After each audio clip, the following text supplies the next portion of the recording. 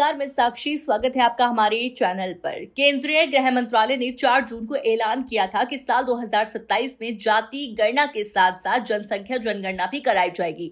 इस बीच सरकार ने कहा कि जनगणना 2021 के लिए सभी तैयारियां पूरी हो चुकी थी, लेकिन पूरे देश में कोविड के प्रकोप के कारण जनगणना का काम स्थगित कर दिया गया था। साल 2027 में राष्ट्रव्यापी जाति गणना के साथ साथ जनसंख्या जनगणना कराने की घोषणा के एक दिन बाद केंद्रीय गृह मंत्रालय ने गुरुवार को कहा कि कोविड-19 महामारी के बाद इसे स्थगित कर दिया था, क्योंकि इससे पहले कराने से प्राथमिक शिक्षा में भारी व्यवधान आ सकता था। बुधवार को सरकार ने कहा कि जनगणना और जाति गणना के लिए डेटा संग्रह अगले साल की शुरुआत में शुरू होगा और 1 मार्च 2027 तक देश की जनसंख्या का एक स्नैपशॉट पेश करेगा। पिछली जनगणना 2011 में हुई थी। उस साल 1 मार्च को संदर्भ तिथि के रूप में रखा गया था।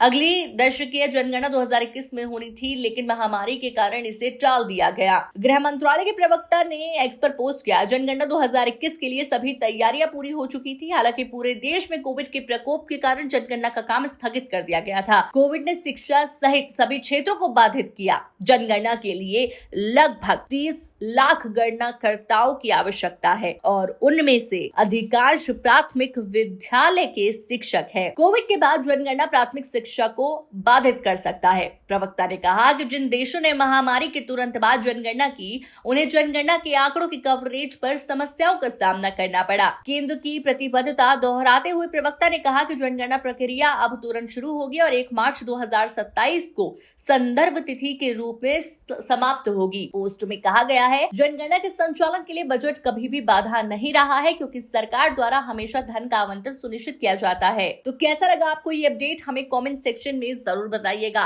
क्योंकि सरकार ने यहाँ पर जो चीज कही थी, यानी कि जनगणना और जाति गणना के लिए जो डेटा संग्रह अगले साल की शुरुआत से शुरू होगा, उस पर यहाँ पर चर्चा की गई है, क्योंकि यहाँ पर 2027 तक के लिए इसको टाला गया है और सरकार ने हाल ही में उसकी ये वजह बताई है कि आखिर कोविड का वो समय जिसकी वजह से काफी चीजें बाधित कर दी गई, जिसकी वजह से इस जनगणना की जो गणना होनी थी उनको भी रोका गया, जिसके बाद अब सरकार की जो वजह सामने आई है उसके बाद तो राहत की सांस ली है, क्योंकि हाँ, वजह बिल्कुल ठीक थी। लेकिन अब सवाल ये है कि 2027 तक जो जनगणना होने वाली है, क्या वो बिना किसी विपक्ष के ताने या बोले बिना या सवाल उठाए बिना पूरी हो सकेगी? चलिए अपनी राय कमेंट में जरूर दीजिएगा। आपको क्या लगता है, आपको कैसी लगी अपडेट, हमें कमेंट में बताइएगा। और हाँ, ऐसी ही अपडेट्स के लिए हमारे चैनल को लाइक, शेयर और सब्सक्राइब करना ना भूलिएगा।